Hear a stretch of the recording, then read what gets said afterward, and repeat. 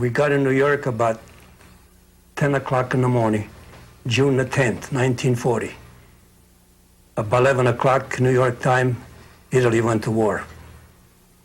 And Mussolini made a speech. He said it's going to be a short war, you know. Mm. And one officer, he was on top of the deck, and he shook his head. He said, fellas, this is going to be a long, long trip. And by God, it was a long trip, believe me.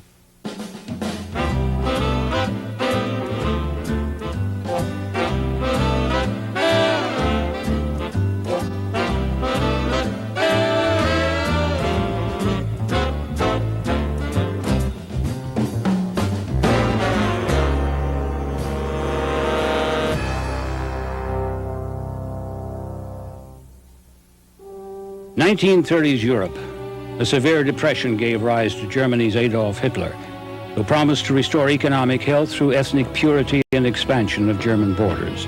In Italy, the fascist dictator Benito Mussolini tightened his hold over the country's economy and pursued conquests in Africa.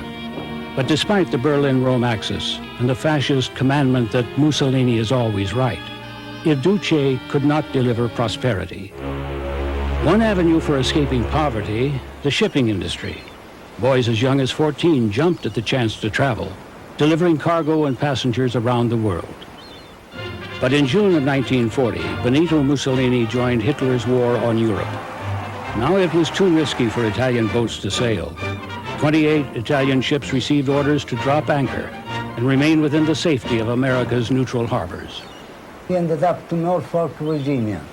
And we stayed there 11 months. For 11 months, shipping the boat and cleaning and painted the outside, you know, keep up the boat. We had 14 cats and 1 pig on the boat. For some reason, somebody gave us a little pig, and then we got so big that it was our pet, you know. By day, crews on the Italian ships appeared to be fixing up the vessels. But secretly, the Italians prepared lest the Americans decide to take over the fleet. But then at night, they used to bust the machinery and dump them in the ocean.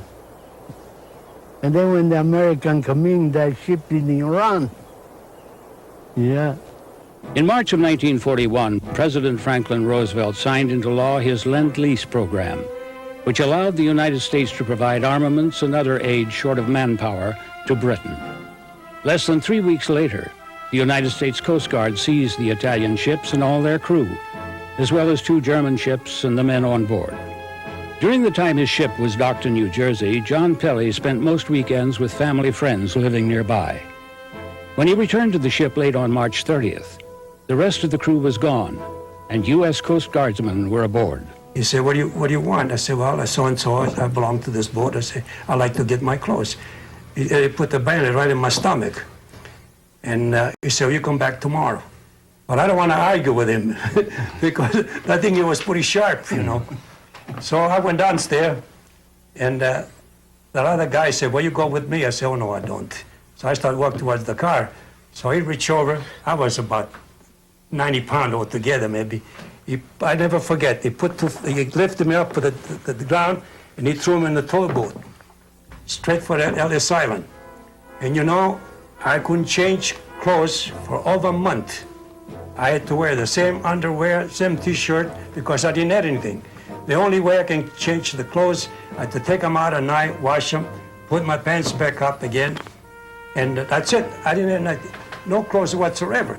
53 years, I'm still wet for my clothes, because I never got a chance to go back there.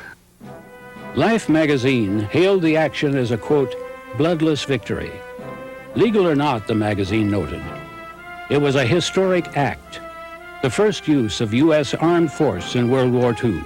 Well, that's what it got me more than anything else, you know. The United States was in war, you know. When 10 months before this country went to war, they lock us up, you know, 10 months before, and then if they say, well, this is war. The Italian press cried foul, but in the United States, said Life, public reaction was one of general satisfaction, mingled with mild vexation that the thing had not been done sooner. While we were not yet at war with Italy or with Germany, there was certainly a feeling that war was on the horizon, war was looming, and so any number of seamen who might be kept or interned would be that many fewer potential soldiers or sailors on the other side. An FBI investigation revealed that 20 of 28 Italian ships had been sabotaged. The United States expressed outrage and expelled the Italian naval attaché. 3 days after the ship's seizures, the Italian ambassador met with Assistant Secretary of State Breckinridge Long. I remarked that their action in destroying the engines constituted an illegal act. I also added that we had had no intention to expropriate either the Italian or German vessels. For the crews to act in such a manner and seriously damage valuable vessels was inexplicable and fantastic. The Italian government's suspicions proved right. Subsequently, Congress allowed all 28 of the Italian ships to be used in the Allied effort. About 200 Italians were convicted for their part in the sabotage and jailed. Most of the rest were simply charged with overstaying the 60-day limit allowed seamen. The U.S. government also rounded up several dozen more Italian aliens who'd come to work at the New York World's Fair and overstayed their visas. You betcha I was surprised, yeah. Me put in jail, I don't know for what. You know, I figure out maybe it was the American way. A good experience, yeah. Alfredo Cipolato eventually was sent to Ellis Island, where he joined more than 1,000 of his countrymen. Every day, they were interrogation, you know. They want to know who you are, you know, this and that. The first thing he asked me, say, you speak English? I said, no. He said, you speak Greek? I said, no. He said, you will pretty soon. But Greasy was kicking the heck out of Italy those days, you know. So I got up and grabbed a chair. I was going to hit him in the head with a chair. And I told him, I said, I ain't going to talk to you no more. You know, and I left. The first Easter we spent, it was on Ellis Island. You know, Easter, with our religion and in Italy, you know, is a big day. Believe me, it's a big day. And you know what we had the Easter Sunday? Hot dog and sauerkraut. You know, and I was 16 years old, and I started crying like a baby because, like I say, it was a big deal. By the end of April, the Immigration and Naturalization Service had decided to move the men to Fort Missoula, Montana, an inactive Army post isolated in the Rocky Mountains, far from security risks. In May, the first group of Italian detainees were put on special trains headed west. But there was a bar in the train, and they were traveling like a bunch of sheep because they didn't have no bed to sleep or anything. We stayed about 3 or 4 days in the train. Ironically, the Italians were safer behind bars in the United States than they were as free men in Italy. The farther I was going from the war, the better it was.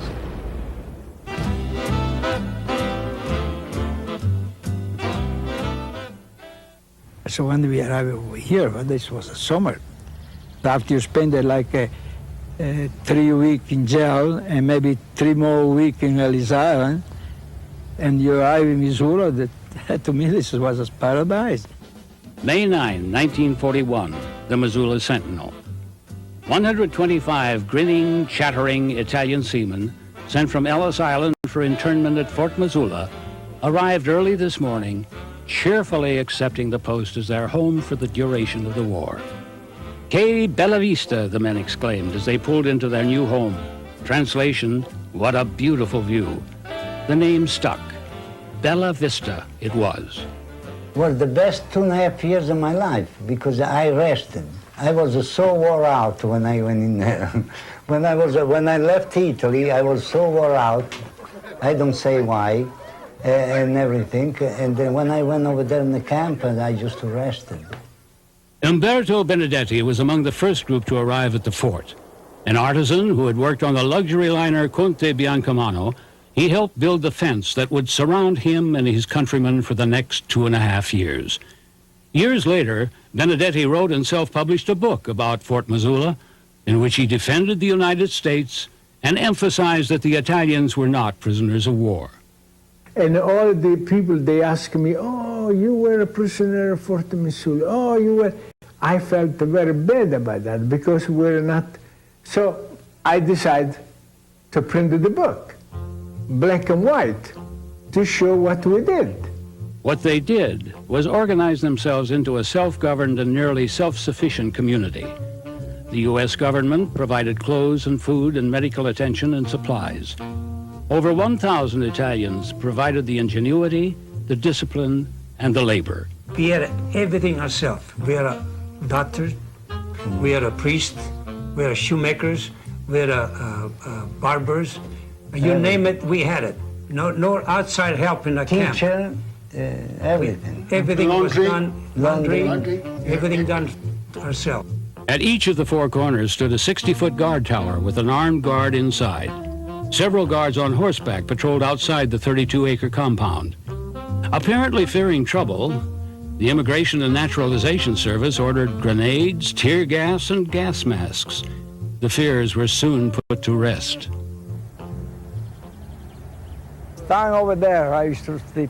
One day, 1, 2, 3, 4, 5, 5. I think it was some place over there for a while.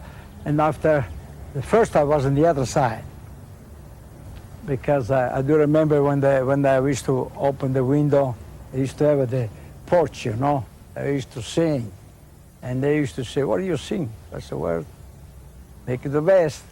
Dozens of men shared the large dormitory-style rooms until they built wooden barracks to house themselves, leaving the older buildings for the officers. In the morning, about 8 o'clock, we used to be all in line here, you know, and the guy, the sergeant used to have one of those things, used to go, take, check if everybody was, used to do twice every day. But no one was ever missing. Nobody was escaped. At 12 o'clock, time to eat, everybody was coming back. Food was too good. And plentiful as well. They were eating round steak when I couldn't get hamburger, complained one border guard. Prepared by highly skilled chefs from the New York World's Fair and the Conte Biancamano, food was one way the Italians could make themselves feel at home. Good food. But then they started protesting because they didn't have spaghetti and sauce, you know, the Italian, and then they ruined everything. It was food that caused one of the only recorded incidents of violence at Bella Vista. The Italians were used to olive oil and butter, but the U.S. government also expected them to use beef fat. On July 19, 1941, conflict erupted when a few Italian seamen spotted 400 pounds of beef suet in their kitchen. When the Italian butcher showed up, the angry seaman struck him twice in the head and shoulders with a large piece of suet, and then dumped the rest. Camp officials called out their troops. Firefighters had to respond when a tear gas bomb exploded, apparently accidentally, setting fire to one of the guards' vehicles. I never forget that. Then they blow the siren, and all that. Then Missoula was all upset, you know. They thought it was a kind of revolution there. The fiasco brought on an investigation by the FBI, which labeled it a mass revolt. A chagrined P.R. McLaughlin, assistant supervisor for alien detentions at Fort Missoula, set the record straight. But he added that he'd learned his lesson. Wrote McLaughlin, "I now know that little importance should be attached to arm waving." Each of the men reported to his commanding officer and had a duty necessary to the day-to-day operation. But these unpaid jobs required only minimal effort, leaving plenty of time for cultural and recreational pursuits. The men leveled a playing field and organized bocce ball and soccer tournaments. The merchant seamen versus the semi-professional team off the Conte Biancamano. Like I say, in 2.5 years, I don't think we only won once. We all got beat the heck out of us. Oh yeah, we used to have this maestro. He was very, very good, yeah. As one of Italy's finest luxury liners with a staff of 500, the Conte Biancamano had employed skilled musicians and dramatists. And there were acclaimed musicians from the New York World's Fair as well. Every Saturday we used to give a concert or a comedy or a drama. And in the comedy I used to play a woman part because everybody else was scared to play a woman. The first summer, the internees performed several shows for Missoula audiences, engendering goodwill by donating 10% of ticket sales to the Missoula Iron Lung Foundation. The elite musicians from the New York World's Fair gave private concerts and even lessons in and around Missoula throughout the war. Music was a constant at the camp, especially Sundays, when the band gave an outdoor concert. Twice a week, the camp showed free films. Still sick and tired of listening to Bing Crosby. Oh, yeah. Boo-boo-boo-boo. For I used months to and like months. it. We had the radio, you know. Some of the men kept busy making handicrafts that they sold locally. They could spend their modest income at the camp store, which sold candy and toiletries, or on popular magazines. I sent a boat to John Crawford, you know, the actress, a model. And she sent me the picture and the tanks and everything. Others staved off boredom with an age-old remedy, alcohol. Frank Guastella worked in the camp bakery, where he watched one of the bakers take raisins and sugar meant for panettone and use them instead to make wine. He had 20, 30 pound raisins and maybe 20, 40 pound sugar. He had the echo booze. That boy was a drunkable. And it was strong too, because you make a wine with the sugar, it is kill you. The camp spokesman, Captain P.S. Salietto, described his relationship with the camp authorities as one of complete understanding and trust. This was the best camp. I have no other feeling. As a matter of fact, I still know some other people, all the people who were a guard over there, see what I mean? And we'd say, oh, good morning, this and that, and so forth. With the United States official entry into World War II in December 1941, the Italian status changed from detainees to enemy aliens. Yet the Missoula Sentinel reported that the Italians continued their regular routine, which at present includes repairing of dolls to be given away at the community chest toyland for underprivileged Missoula children. But later that month, several hundred Japanese arrived at the fort, the first victims of what evolved into a massive relocation campaign waged by the U.S. government against residents of Japanese descent. 1,000 Japanese and some 200 Italians, considered dangerous to national security, stayed at Fort Missoula only a short while before they were transferred to facilities in other states. Their conditions were vastly different. They were shipped to desert areas. They were shipped to areas that were windy and windblown and where the temperatures were very cold at night and hot during the day. They went there in the late spring and summer of 1942, and it was an infinitely depressing experience. I mean, they were sent to the most desolate, out-of-the-way places imaginable. And so, of course, it was quite a contrast when the Italian seamen were sent to this beautiful area in Montana. Boredom mixed with anxiety about their families and war-torn Italy remained the Italians' worst enemy. I do think I check every square and the fence between all around Missouri. I don't know how many thousand was. I multiply so. And I do think I wrote down some place. Some of the men hooked up with female pen pals, Italian-American women who wrote to comfort them. Censors read every piece of mail coming to and from the camp, often cutting out phrases or even rejecting entire letters because of cultural misunderstandings. By December of 1942, 6,000 letters written by the Italians to their families had been rejected. My mother used to send me to the Red Cross, you know, a letter. They said she was worried about me. I said, and so I write, what you worried that we in this camp, I says, we do the life of the chicken. You know what the chicken do? Eat and go to sleep. Eat and go to sleep. You know, they send them back. The stress of isolation began to take its toll. Dr. Frank Brown, the camp's medical officer, wrote to the Surgeon General, In the month of December 1942, there were a total of 1,404 sick calls, plus 375 days relief in the post-hospital. Considering there are only a total of 1,227 Italian detainees, the ratio between sick calls and population is most unreasonable. By July of that year, Brown had recorded numerous other mental disorders, which he suspected were caused by depression, worry, anxiety, and lack of activity. 3 internees had attempted suicide.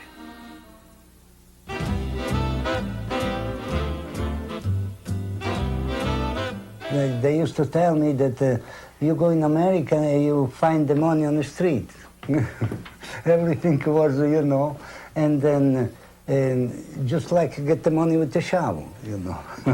But when I ended up over here, I worked for the railroad one time, so they give me pick and shovel. By 1943, 705 Italians, more than half of Bella Vista's original population, were paroled and working outside the camp to fill wartime labor shortages. They cleared brush for the Forest Service, cultivated and topped sugar beets, built railroads, and filled in as orderlies at area hospitals. 2 chefs cooked at Missoula's renowned Florence Hotel. Others worked as busboys and housekeepers. One group of men were taken to San Francisco to work as garbage men. The stereotype of the Japanese was of someone who was sneaky and treacherous, and that affected the way Americans reacted. And the stereotype of the German was someone who was cold and calculating and efficient, and that stereotype affected the way Americans reacted to Germans. And the stereotype of the Italian, no more accurate than any of these other stereotypes, was of someone who was sort of easygoing and opera-loving, and these kinds of stereotypes affected the way Americans reacted. And in this case, the stereotype, if not accurate at least, was one that didn't lead Americans to behave in a vicious or hostile way. Italy surrendered to the Allied forces in September 1943, and by 1944, Bella Vista stood empty. Most of the Italians were deported, causing enormous distress within the local female population they had romanced. The Missoula Sentinel reported that weeping, screaming women gathered at the Northern Pacific Station to say their farewells. In some cases, the newspaper reported, there were altercations, as the women learned for the first time that the Italians had given their affections to not one, but several of them. But the war raged on, and the United States desperately needed soldiers. Uncle Sam turned to the Italian internees remaining in the country. Years earlier, they'd registered for the draft according to American law. An estimated 24 former internees were either drafted or convinced to enlist. Well, the FBI came in and said, you want to stay in this country, you better go in the Army. I said, okay. Wrapped them in the Army, so they did. I went to fight for the American. We thought to be American citizens. But then I had a heck of a time to get my citizen paper after. So what I done, I wrote to General Eisenhower, who was my commanding officer that time. He answered me back, the War Department answered me. He said, you got the right to become American citizen like any born here. During the war, the Conte Biancamano had transported American troops under the name Heritage. In 1952, after it had been repatriated to Italy, Dan Bonanini was aboard his old ship, returning home to marry his high school sweetheart. Well, I went to work for Lydia, you know, the nightclub in Butte there. In fact, I make her famous. My specialty was ravioli and spaghetti, scallopine, big lobster tail. In fact, I'm the first one to bring the lobster tail in the state of Montana. It's impossible to know exactly how many of the former internees settled in the United States. Some say 50, some many more. About a dozen remained in the Northwest. I met my wife after when I joined the San Francisco Xavier church choir. And one day she hear me sing, la la la la la la la la, and she come over, she said, oh, a beautiful, che bella voce. She say in Italian. It was the first time I hear somebody speak Italian since I was in Missoula. I went to school. I thought I gonna be, I told you, I talk about man, but I never did. I ended up in Spokane, and I went out dancing. I got stuck with my wife there, and now it's 50 years. John Pillay took his citizenship test in 1949. He answered every question correctly. Then the examiner brought out his Fort Missoula file. He said, you remember so-and-so? day so-and-so, Ellis Island, you say, Italy's going to win the war. I say, yeah. And he said, what did it make to do that? I said, because they're making me believe we're going to win the war. So finally, the judge got fed up with him. And in my fact, he was an Italian guy, too. The judge called by the name. He said, let me ask you a question. He said, you put yourself on this German shoes, and he said, 16 years old. He said, what are you going to say? He told me, get up. He said, I'm satisfied. And I got my citizenship. Some former internees and their families refused to participate in this project, reluctant to be singled out of the typical immigrant experience. Are you like to somebody come over, put you in jail, no. You think you were feeling happy or something? No, no way. But at the same time, I don't know. I think we are lucky too. Then we landed for Missouri. If I was going back in Italy, I don't know what was happened to me. We had a wonderful friendship. We're just like You know, brothers, just if- close as they can be. If we were over there during the war, nobody knows what could happen. You see the picture, you see the movie, you see what was going on over there, what disaster, what messy stuff. Yeah, one thing I miss is the ocean, yeah. I even love the smell of the ocean. That's why I come up here, see, because I can see the water there. Yeah. Bella Vista. Beautiful view. That's what it is. That's what I mean in Italian. Bella Vista means beautiful view. A lot of people in this country, they take this country for granted.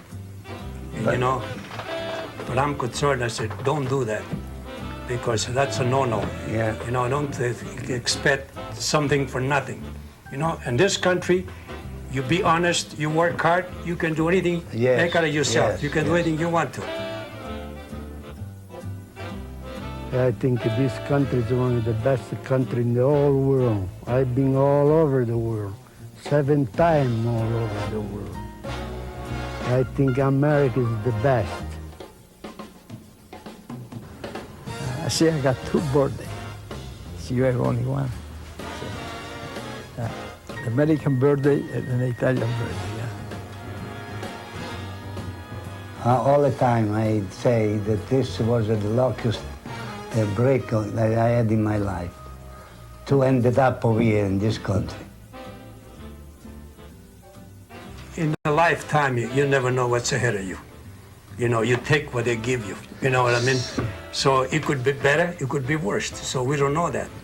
But I'm happy, but what we've done in our lifetime.